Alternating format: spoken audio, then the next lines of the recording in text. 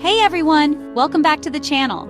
Today, we're diving into something absolutely mind-blowing. Did you know your brain can't always tell the difference between what's real and what's not?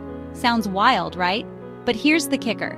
This fascinating quirk of our brains impacts us way more than you'd imagine. Stick around because this is going to change how you see your own thoughts and experiences. Your brain is a total powerhouse, processing a ridiculous amount of information every second, everything from the sounds around you to the emotions you feel. But here's something surprising. Your brain doesn't just process reality, it processes imagined experiences in almost the same way. You see, when we think about something, whether it's real or imagined, our brain activates many of the same areas. For instance, if you visualize biting into a lemon, your brain lights up the same regions responsible for taste and salivation. This happens because our sensory systems and neural pathways overlap when processing real and imagined stimuli. It's like your brain is creating its own version of reality, even though there's no actual lemon. This overlap means that vivid thoughts or imagined scenarios can feel incredibly real. Ever been lost in a daydream so vivid that you felt the emotions as if you were living it? Maybe you imagined yourself giving a speech, and your heart raced.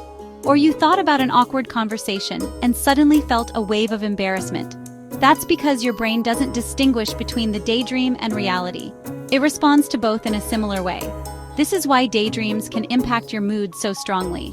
A happy daydream can leave you smiling and upbeat, while a stressful one might leave you feeling tense or anxious. To your brain, those imagined scenarios are close enough to the real thing. And speaking of vivid experiences, let's explore how this plays out in something even more immersive: virtual reality.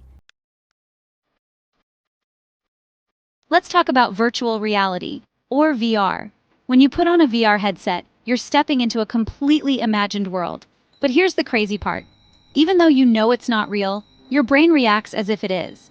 That's because the sights, sounds, and even the motion you experience in VR are processed by your brain in the same way as real-life stimuli. Researchers have tested this with things like virtual heights. People wearing a VR headset standing on a simulated ledge often feel the same fear and racing heartbeat as if they were actually standing on a tall building. This happens because VR tricks your brain's visual and vestibular systems, which are responsible for balance and spatial awareness. The input feels so real that your body reacts instinctively. It's a vivid example of how your brain interprets sensory input, whether it's real or not. Now, this doesn't just happen with VR or daydreams. Your brain can be tricked by something as simple as visualization. Athletes and performers have used visualization for decades to improve their performance. Why? Because when you vividly imagine yourself succeeding, whether it's scoring a goal or acing a test, your brain activates the same neural pathways as if you were actually doing it. Studies show that mentally rehearsing success can build muscle memory, boost confidence, and improve focus. For example, if you're preparing for an exam, close your eyes and vividly imagine yourself calmly answering questions and finishing with a smile. This technique essentially gives you a mental head start toward achieving your goals. So what does this mean for us in our everyday lives? Well, it shows how much our thoughts can influence our emotions and behavior. For example, if you keep imagining worst-case scenarios, like messing up a presentation or failing a test, your brain might respond with anxiety or stress, just as if those scenarios were actually happening. But there's a flip side. Focusing on positive thoughts and imagined successes can boost your mood and motivation. Your brain's inability to tell the difference between reality and imagination means you have some control over how you feel just by shifting what you focus on.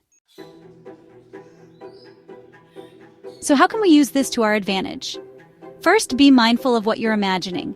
If you catch yourself stuck in negative thoughts, try to reframe them or shift your focus to something more positive.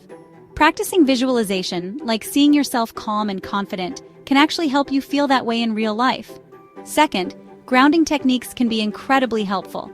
For example, focus on your breathing, describe your surroundings out loud, or hold a cold object in your hands. These practices remind your brain to focus on the present moment, helping you separate what's real from what's imagined.